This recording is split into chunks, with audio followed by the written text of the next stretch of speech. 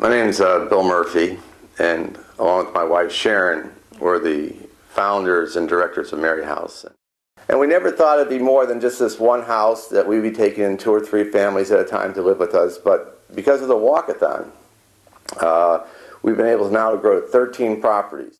Mary House doesn't define ourselves just by, it has to be a family, but it could be a single pregnant mother, it could be a mother with 4 or 5 kids, it could be a husband and wife, it could be a single father with children.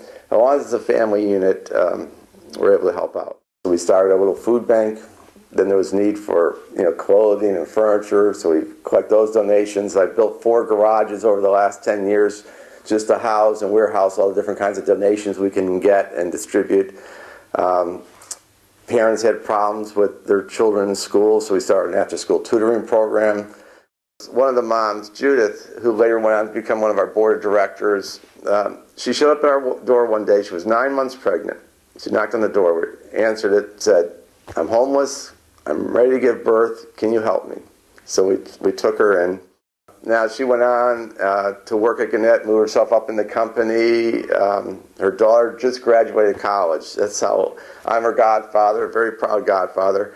I'm actually godfather probably to about 50 of the babies born. They're always so grateful that that my wife and I, and even my children, I have 4 older children who are all godparents. So we're hoping this continues and that we could continue to get this kind of support.